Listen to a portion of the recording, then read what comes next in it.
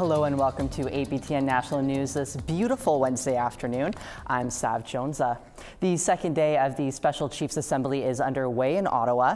Bill S2, the bill addressing second-generation cutoff, is under discussion. We bring you live to Ottawa with our reporter Savannah Craig, who's on the scene. Savannah, tell us what was discussed over Bill S2 today. Yeah, so a lot was discussed today. Bill S2 essentially intends to amend the Indian Act by ending second generation cutoff for families with only one Indigenous parent. The bill is currently awaiting its third reading in the Senate and will then move towards the House. The bill itself, it not only focuses on the second generation cutoff, but it also focuses on focuses on discriminatory language. This is something that was discussed this morning. It was discussed by Drew Lafond. He's the president of the Indigenous Bar Association. He mentioned some terminology within the Indian Act that says mentally incompetent Indian. We also heard from Sharon McIver. She's an Indigenous rights activist. She addressed the AFN by stating that she is personally affected by this issue and that her line runs out with her grandchildren. We also heard from Senator Paul Prosper, who said that Bill S2 is for future generations. He urged the public to write, lobby, and speak to local MPs and relevant ministers for them to support the bill. He says that we need change and we need it now. Savannah, I understand Minister of Indigenous Services Canada, Mandy Golmasti, was there. What did she have to say? Well, Minister Golmasti started her speech by saying that being in charge of the Indian Act is one of the heaviest processes of her career. She reminded the crowd not once but numerous times that she has a different path to take as a minister in regards to Bill S2 compared to others that surrounded her on the stage. She said that, however, she does support the end of the second generation cutoff. She says that her role is to listen and to ensure that solutions being sought meet the public as a nation. And for more on Bill S2, please stay tuned to aptnnews.ca to read more. Thanks for that update, Savannah. Looking forward to hearing how today develops. We now want to tell you about this week's web poll question. Should the tanker ban along BC's north coast be lifted to allow oil exports? Your choices are yes, no, or unsure. You can go to our website, aptnnews.ca/poll to cast your ballot. The Thunder Bay Chamber of Commerce is launching its Status Cards Welcome campaign. It's an effort to build what it calls a more inclusive and welcoming business community for First Nations people.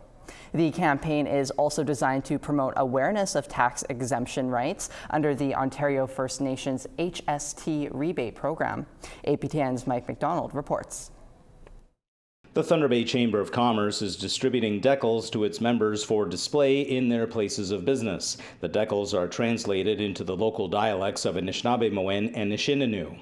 The president of the chamber says the campaign aims, in part, to educate businesses on how to process a status card. But then also to, be a welcoming visual for Indigenous customers as they're entering a store, to, make it a positive experience, trying to let Indigenous customers know that the staff here have been trained and we are committed to treating you in a respectful way when you use your status card. Chair Ed Collins, a member of the Fort William First Nation, says there is a need for education when it comes to status cards. Well, I've been going to some businesses where when I pull up my status card, I get the eye roll or the, and then they have to fill out all their forms.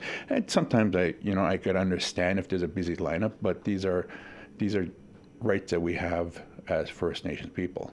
Collins says with the recent Robinson Superior Treaty payout to area First Nations, he would like to see that money flowing to the local business community. 100% agree that there's some money flowing into Thunder Bay, and we want to make sure that people shop in Thunder Bay, people shop at our local businesses, and spend that money here, right? So supporting not only First Nation businesses, but businesses in Thunder Bay. The Thunder Bay Chamber of Commerce contracted Engaged Creative Productions, an Indigenous-owned marketing, events, and communications firm, to design the decals for its campaign. The decals feature artwork from several woodland artists. The company's managing director says from what he's heard, the campaign is doing what it was designed to do. I actually had a really great opportunity to see those myself in person just only a couple weeks ago. And we overheard people, acknowledging the decals and being just like, wow, like those are super unique, like what's that about? And they were checking out the QR codes. And that right there was just like, I'm just like, good, like this is clearly successful. This is hitting the mark that we intended to hit. The Thunder Bay Chamber of Commerce sent out the campaign decals to more than 200 businesses, but it's not immediately known how many are displaying them. According to a report sponsored by the local Community Economic Development Commission, Indigenous people contribute more than $1.5 billion to the regional economy. Mike McDonald, APTN National News, Thunder Bay. Thanks for that, Mike. The Manitoba government will be matching millions of dollars in donations for residents affected by record-breaking wildfires this year. It was the worst wildfire season since the province began recording them 30 years ago, with more than 2 million hectares burned, according to the Canadian Interagency Forest Fire Centre. The Canadian Red Cross says more than 32,000 Manitobans from over 12,000 households were registered as evacuees while fires plagued the province, especially in the north. The provincial government is matching donations made to the Red Cross's 2025 Manitoba Wildfires Appeal Fund, totaling $6.5 million for individuals and small businesses directly affected by the fires. Registered evacuees who previously received emergency financial assistance will be eligible for recovery support of $120 per adult and $65 per child. $2 million will be set aside for small businesses who will need to apply to receive their share. And Saskatoon is taking a new approach to homelessness and issues downtown. And as CTV's Laura Woodward reports, it's an Indigenous-led response. The city is hiring 4 Indigenous peacekeepers to patrol downtown Saskatoon, a 1-year, $300,000 pilot project unanimously approved during budget talks. We need another tool. We need a tool that's based on relationship, that's not based on enforcement. And that's what the peacekeepers are so skilled at. Teams of 2 will work 12-hour shifts, connecting people to social services. Deputy Police Chief Darren Pringle says officers can train them in de-escalation and gang awareness. Gang symbols, hierarchy, behavior, kinds of victimization. The city plans to contract the jobs through the Saskatoon Tribal Council, which already uses peacekeepers at its Fairhaven shelter. A lot of Indigenous people don't trust the system.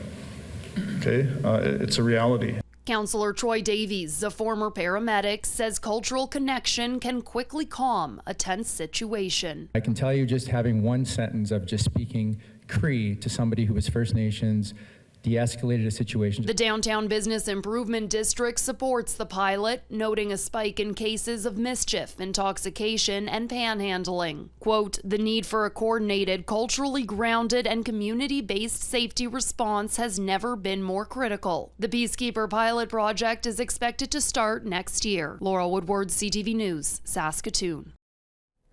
Musicians in Tyendinaga are fundraising to support some Jamaicans affected by a devastating hurricane this fall. We have that story coming up next after the break.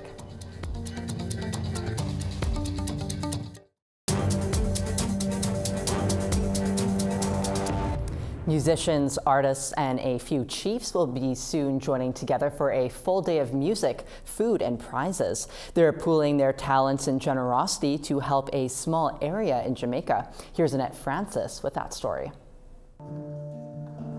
Tyendinaga Mohawk musician David Miracle is taking on a generous task. Miracle and a group of friends are helping the community of St. Margaret in Jamaica after Hurricane Melissa left nothing but carnage. I was just there doing a concert a couple months ago, and the people are so beautiful, the food was great, and I leave making new friends. I leave the country and I get home, and 2 months passes and the devastation hits with the storm, I guess her name was Melissa, that came in. And she came in and she blew through and left a lot of damage there, so our hearts went out. Allison Scott lives in Kingston, Ontario, but Jamaica is her original home. She still has family and friends living there. She says the place where Miracle played a few months ago is now housing women and children who've been left with nothing. So this is where we feel called to support these women and children into getting back into their homes. And St. Elizabeth, for example, is called the bread and basket of Jamaica. It provides food for the rest of the country, basically. So what we want to do is support the farmers in getting back into sustaining themselves. According to Miracle, the One Love fundraiser for Jamaica will be held on December 21st, and it's coming together nicely. We put out a bulletin of our concert, and we talked a little bit about having an auction, a silent auction, and to our surprise, it wasn't really a big surprise. Everybody stepped up to the plate, and you know, their hearts opened up again, and they said, yes, we'd love to be a part of what you're doing, and the paintings started coming in. The event will be hosted by Marianne Maroney and Richard Crook here at their residence in Deseronto, the restored church that offers a 300-seat stage located just east of Tyendinaga. It's just been incredible, the outpouring of all the artists that have come together. The lineup is sensational, and Richard and I just really feel that this was at one point a church in the community, and now it's a community gathering place for everybody, not one denomination, but for all denominations, for all peoples.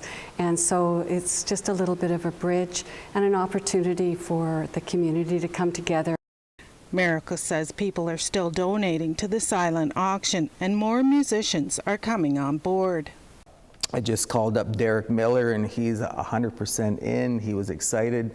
Two-time Juno Award winner. He also played in the Rumble. The event will take place from 2 to 9 p.m. on December 21st. Annette Francis, APTN National News, Deseronto, Ontario. A new podcast launched on Tuesday that's born from friendship and a shared love of an iconic 90s television show. Our reporter Charlotte Mort-Jacobs sits down with the producers who are taking listeners back to the fictional community of Lynx River, Northwest Territories, and exploring topics that are still relevant today. If you recognize this catchy jingle, you're not alone. For Brie O'Keefe and Mila Nekiko, what started as a nostalgic rewatch quickly became a deeper endeavor. They've launched Lynx River Revisited, a podcast which explores the legacy of North of 60, its accuracy and relevance. Both hosts have a deep connection to Lillekwan, Fort Simpson, the NWT community Lynx River is based on. My dad was the chief of Lillekwan for quite a while. And at one point he had a band manager who was from southern BC. And like through the everyday events that go on in the band office and like in the community, he was like, one day he was just like, this would make a really good TV show. I was pretty young, but we would get writers from the show coming up to visit my dad, and they would like hang out, and we would have cookouts, and they would be there.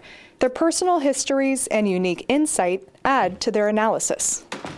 It makes sense, like when you see him and his friends hanging out on the church steps. Would kids do that in Fort Simpson? I've hung out on church steps in Fort Simpson, yes.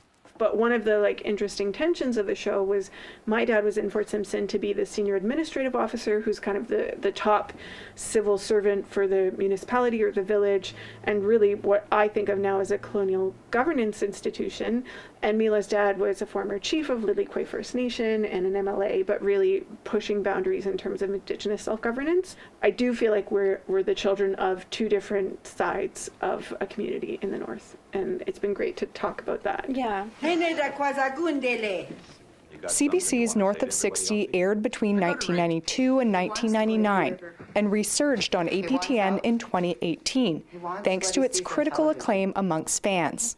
Largely unseen in mainstream media, the series provided a window into everyday life in a First Nation community. What kept us interested beyond just the nostalgia is the topics they're talking about in that show are still the topics that are challenging Indigenous communities today in a way that you wouldn't realize 30 years have passed. And there's been so much progress made, but it still feels very, very current, the issues it's addressing. The podcast is more than just a look back. It's an evolving conversation, bridging past, present, and future with special guests and experts. We can continue keeping the show going. We're hoping to spend some time in Fort Simpson using the studio at the band office because they have a really nice facility there. So hopefully we could do there and have guests from the community on the show. Lynx River Revisited episodes will be launched every Tuesday starting December 2nd on Apple Podcasts and Spotify. Charlotte Mort-Jacobs, APTN National News, Yellowknife. Now to some news from our partners in Australia. In a remote town in southwest Queensland, a group of young storytellers are seeing their words in print for the very first time. The kids of Cunnamulla have written and published their own book, sharing stories from life in the outback and beyond. Dan Rennie from NITV News brings us that report. More than 800 kilometres west of Brisbane, Cunnamulla is a small town with a big imagination.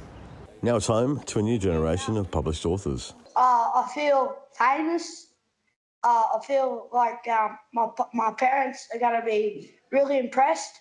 Published with the help of the Indigenous Literacy Foundation, Outback Country brings together short stories written by local kids, capturing life, laughter and creativity in the heart of the outback. My story is about kids who were just playing footy on the oval, and then some titans, also known as King Kong and Godzilla, come up from down below the surface and they start clashing, but then at the end everybody became friends. My story about me and Maddie going for a ride on the motorbikes at the Weir.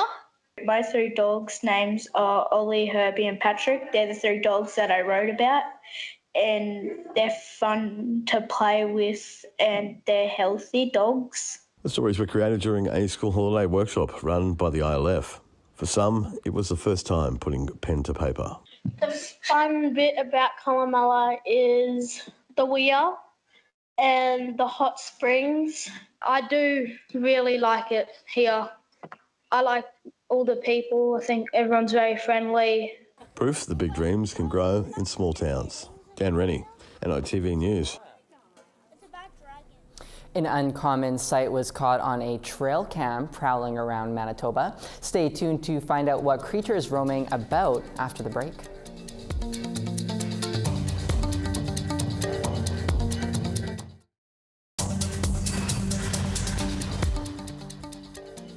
Today it will be 0 in St. John's and 4 in Halifax. It will be minus 14 in Kuujjuaq and minus 11 in Happy Valley Goose Bay. It's minus 5 in Montreal and it's going to be minus 2 in Val-d'Or. It'll be 0 in Toronto and minus 2 and snowy in Sault Ste. Marie. Minus 20 and sunny in Sioux Lookout, minus 15 in Thunder Bay. Minus 24 in sun in Churchill, minus 23 in Norway House. Winnipeg is minus 17 and minus 18 in Barons River, sunny all over Manitoba. It will be minus 20 in Yorkton and minus 15 in North Battleford. Minus 30 in Stony Rapids, minus 22 in La Ronge. Minus 11 in Fort Chipewyan and High Level. Plus 1 in Calgary, Red Deer, and Edmonton. Plus 5 in Foggy and Vancouver, plus 1 in Bella Coola. Minus 9 in Fort Nelson, and plus 4 in Prince George. Old Crow is a chilly minus 32 and minus 6 in sun in Watson Lake. Minus 16 and sunny in Yellowknife, minus 19 in sun in Norman Wells. Sax Harbor is minus 23 and minus 27 in Colville Lake. Minus 24 in Chesterfield, minus 29 in Cambridge Bay. Manitoba cougar population used to thrive, but almost completely disappeared after European settlers arrived in the 1800s. Over the past 20 years, cougar sightings have been increasing, and a few weeks ago, a pretty big one was caught on video in the Whiteshell Park east of Winnipeg. The Canadian Parks and Wilderness Society says cougars in Manitoba are thought to be passing through from North Dakota, but the increased sightings could indicate a breeding population could begin in Manitoba.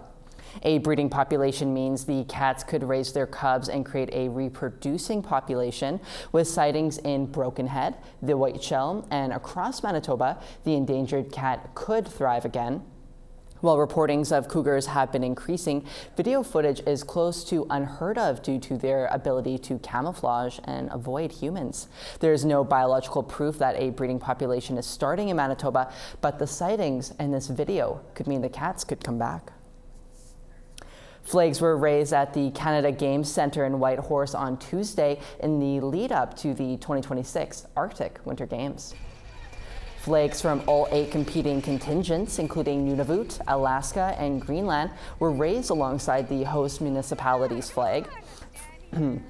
Flags for the 2 Whitehorse host First Nations, the Kwanlin Dun First Nation and the Tonquetchin Council, were also raised. The biannual event attracts young athletes from across the circumpolar north while celebrating their distinct Indigenous cultures.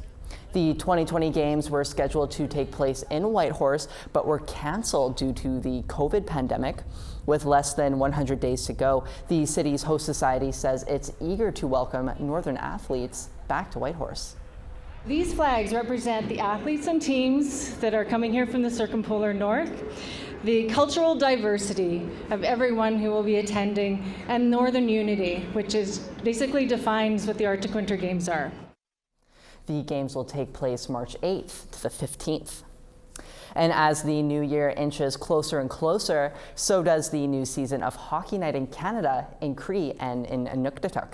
Watch some of your favorite teams battle it out on the ice with live commentary in languages indigenous to the lands where the modern sport was created. Here's the schedule, so get your calendars ready. Watch David Nyungen, Puju Kusigak, and Robert Kvitok analyze 3 games in Inuktitut. Starting January 10th, the Vancouver Canucks are in Toronto against the Leafs. January 31st, the New Jersey Devils play the Senators in Ottawa. And February 28th sees the Calgary Flames elbows up against the Kings in Los Angeles. For you Plains Cree speakers, catch Clarence Iron, Earl Wood, John Chabot, and Jason Chamakis with their play-by-plays on March 14th for the San Jose Sharks against the Montreal Canadiens. The Vancouver Canucks battle the Calgary Flames in Calgary on March 28th, and finishing April 11th with the Philadelphia Flyers against the struggling Winnipeg Jets just across the street from our studio. Join in on the fun to help revitalize Indigenous languages. We've reached the end of our newscast for this beautiful Wednesday afternoon. I hope you enjoyed the stories our reporters brought to you today. We'll be back at 6 p.m. Eastern tonight, but until then, I'm Sav Jonza, and from all of us here at APTN, thank you so much for joining us, and take care.